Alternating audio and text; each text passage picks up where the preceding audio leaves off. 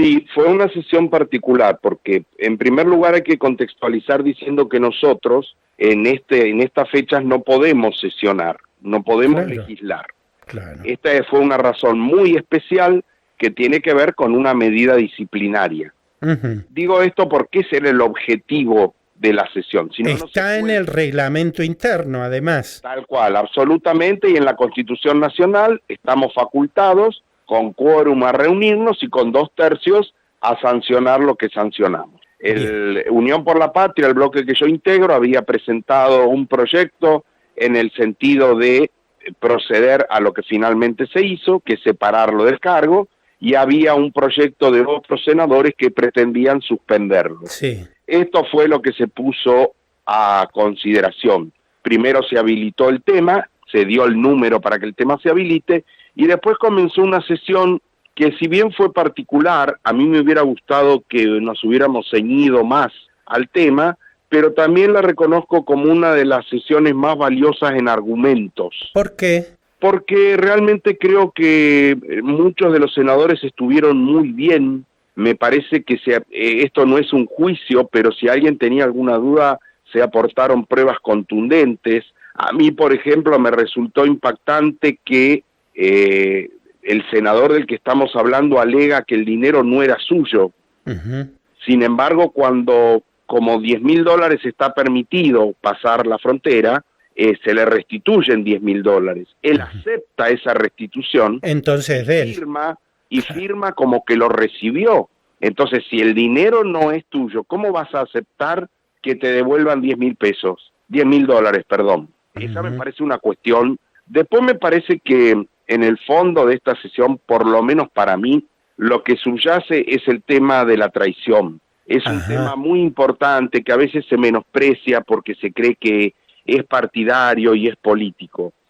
Yo voy a ser autorreferencial y usted discúlpeme. A ver. Usted podrá coincidir o no con lo que yo hice o voté a lo largo del año legislativo. Lo que no puede decir que no es lo que usted esperaba que yo hiciera, con algún matiz, con alguna diferencia, pero yo medianamente y en promedio voté lo que era esperable que votara. Entonces, si usted me dice, Salino, explique por qué hizo lo que hizo, para mí es bastante sencillo. Yo le diría porque lo prometí, porque soy peronista, porque integro este bloque, que es el bloque que todo el mundo esperaba que iba a integrar.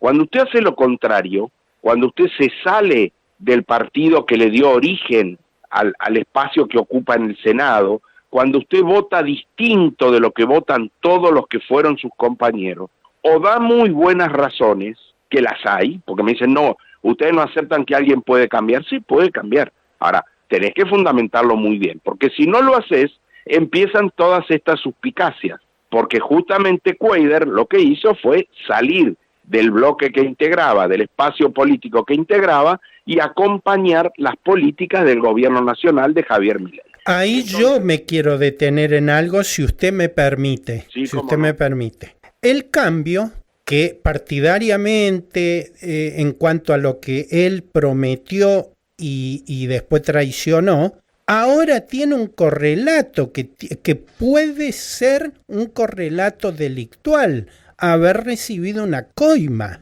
Es que claramente tenemos el derecho a la sospecha por esto que le estoy diciendo. O sea, yo no tengo que explicar por qué hago exactamente todo lo que se esperaba que hiciera. Cuando yo me salgo de esto, además, bueno, dije lo de los $10.000. El 13 de junio hay un decreto que otorga al gobierno de Entre Ríos la dirección de Salto Grande. El 13 de junio del 24 se aprueba la ley base. Sí. Exactamente el mismo día, el decreto del Ejecutivo, exactamente el mismo día que se aprueba la ley base. Me podrán decir, fue una coincidencia, admitámoslo. Ahora, francamente, sabiendo todos que era una voluntad de que así sucediera, viendo después quiénes ocuparon los cargos. Es un arreglo político, entonces. Y claramente, el mismo que recibió la senadora Krexel con un decreto de fecha similar, de acuerdo al cargo que quería ocupar. ¿Usted pudo decirlo ayer? ¿Habló ayer? No, yo no hablé porque entendí que era un día para abogados, soy sincero. Me parece que está bueno dividirse la tarea, me parece que hay que hablar con mucha precisión, por eso le digo que hubo buenas razones. la senadora de La Rioja dijo con mucha claridad, cuando yo aplico una suspensión, es una medida que espera algo posterior, que espera conocer algo que acá es conocido. Se resaltó muy bien en la sesión el hecho de que sea infraganti. Y claro. Vulnera la idea de la defensa, de darle la oportunidad a alguien de que explique lo que pasó, de no prejuzgar, de conservar el principio de inocencia. Pero esto ha sido infraganti. Además, la Constitución dice expresamente, utiliza el término infraganti. Claramente. Cuando un legislador es sorprendido infraganti en un delito, indudablemente el cuerpo, que es el dueño de los títulos y del poder de separarlo, no tiene otra que separarlo, porque fue sorprendido. Es como un ladrón que está robando del banco, lo filman, tienen testigos y va la policía y va un juez y justo lo enganchan robando. Es un ladrón entonces. Lo mismo pasa con el senador. Además fue esto casi admitido, digamos, no es que aparecieron elementos que el senador juez, con el cual no coincido y en muchos casos discrepo con lo que dice, dijo claramente acá hay una falta al decoro que ya es innegable. Esto la gente siente el peso de su historia. El juez fue fiscal anticorrupción en la provincia de Córdoba. No se puede contradecir, y creo que esto es lo que sintieron muchos senadores, que tal vez en principio iban con alguna otra idea, con una mirada distinta, pero evidentemente me parece a mí que a lo largo de la sesión se fueron dando. Además, reconozcamos que el hecho de que la jueza Arroyo Salgado esa misma mañana haya pedido el desafuero a los efectos de allanamientos, de la investigación, del pedir la extradición, bueno, fue un elemento que no podemos negar que pesó a la hora de tomar una decisión. Ahora, ¿está bien que Cuéllar presente un amparo a la justicia para que la justicia, un juez le diga al Senado, reincorpórenlo? Mire, estamos siendo víctimas de las desinteligencias entre el presidente y su vicepresidenta. Ellos tienen problemas que son públicos, notorios, manifiestos, y por eso en el día de ayer desajustaron absolutamente, no coordinaron, no quisieron coordinar, porque además esto le fue advertido a la vicepresidenta. ¿O lo hicieron a propósito? No, diría que no. ¿No? Sinceramente, le digo puedo pecar de ingenuo, pero no lo creo, no. Que Milei haya demorado 5 horas en comunicar formalmente que él se ausentaba del país, cuando eso es por ley, por constitución, él tiene obligación como presidente de la nación de avisar formalmente a la vicepresidencia. Mire, aunque sea correctísimo lo que usted dice, yo creo que es producto de gente que pone por encima sus intereses personales, su pelea personal, por encima de formalidades y de elementos que son imprescindibles para el funcionamiento de la República. Pero el tipo dejó sin autoridad al Poder Ejecutivo.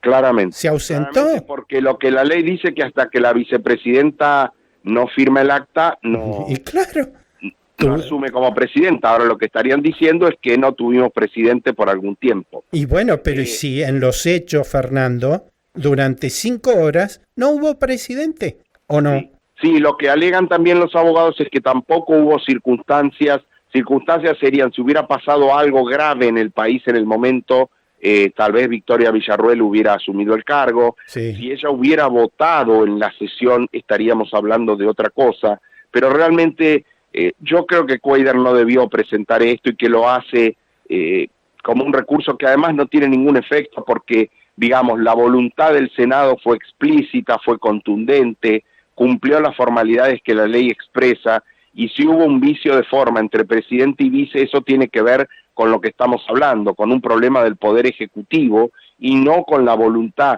del Poder Legislativo que quedó claramente expresada en la sesión. Inclusive hubo más de una dilación, hubo un cuarto intermedio bastante inexplicable, pero bueno, si usted quiere yo le detallo un poco, no sé si...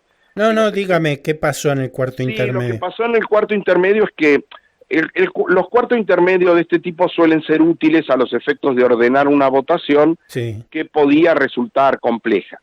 Nosotros, obviamente, quienes representan al bloque que yo integro, fueron a esa reunión y salieron muy rápidamente, entonces nosotros volvimos a las bancas y creyendo que había terminado la reunión, y no, lo que sucedía que nos dijeron no, fuimos consultados, estoy hablando de José Mayans y de Juliana Di Tulio, fuimos consultados acerca de qué íbamos a hacer, y la verdad que nos sorprendimos, nosotros dijimos lo que vamos a hacer es lo que vinimos a proponer, claro. Nosotros vamos por la expulsión. Bueno, entonces se retiraron de la reunión porque no tenía sentido su presencia y continuaron deliberando quienes tenían alguna otra postura o algo que arreglar. Al poco tiempo el presidente del bloque radical también se retiró porque pasaba una situación análoga a la anterior. Entonces, bueno, quedaron quienes tuvieron que resolver la cuestión porque iban por la suspensión, porque en realidad no tenían demasiada convicción del hecho en sí y lo que buscaban era no quedar delante de la ciudadanía defendiendo lo que ellos decían que no querían defender. Por eso, finalmente, yo el cuarto intermedio lo veo prolijo, lo veo correcto, se extendió un poco más de lo necesario, pero bueno, puede suceder. Lo que sí fue bastante desprolijo es lo posterior, porque no había acuerdo entre ellos mismos, y iban y venían, y se consultaban, y se veían enojos un poco más allá de lo tolerable, y algún señalamiento, y bueno, finalmente se fue a la votación y la Libertad Avanza antes de votar aclaró, no con un fundamento de lo que estamos hablando, sino diciendo, bueno, como lo que va a ganar es la expulsión y nosotros no queremos que esto quede en nada. No tenemos número, dijo el tipo. Claro, exacto, pues eso es lo que dijo. Tenemos otra voluntad, pero como no hay número, nos sumamos a lo de ustedes. Claro. Medio pobre el argumento, porque la verdad que esto se debe hacer con una profunda convicción, porque no es una medida grata, no es una medida fácil, no es fácil. A mí, en lo personal, no me gusta torcer la voluntad del elector. Yo creo que Cuéllar estaba en ese lugar porque el pueblo de Entre Ríos lo eligió. Sí, pero los reparos que querramos poner. Pero el que desvía la voluntad del pueblo es él. Exactamente. Porque lo votó por un partido, se fue al partido de la contra, y además ahora sospechamos que con dinero mal habido lo entramparon allí en el Paraguay. Vaya a saber desde hace cuánto que viene haciendo esto. Sí, porque en principio uno podría decir fue un hecho aislado, después se nos dice que esto ya sucedió 5 veces y nadie lo desmiente, y bueno, y todo lo que nosotros conocemos, que debe quedar claro que nosotros no somos jueces, no estamos diciendo Cuéllar es culpable, es inocente, le cabe esta pena, hizo contrabando, hizo esto o hizo lo otro. Eso lo está diciendo un juez en Paraguay con el proceso de la justicia paraguaya. Lo que nosotros decimos es que no están reunidas las condiciones, que hay inhabilidad moral y que no debe ocupar una banca en el Senado de la Nación. Fernando, le agradezco mucho estos minutos. No, al contrario, el agradecido soy yo y espero haber sido claro porque se trata de una situación bastante compleja y difícil para tomar algún tipo de decisión, pero a veces hay que tomarla.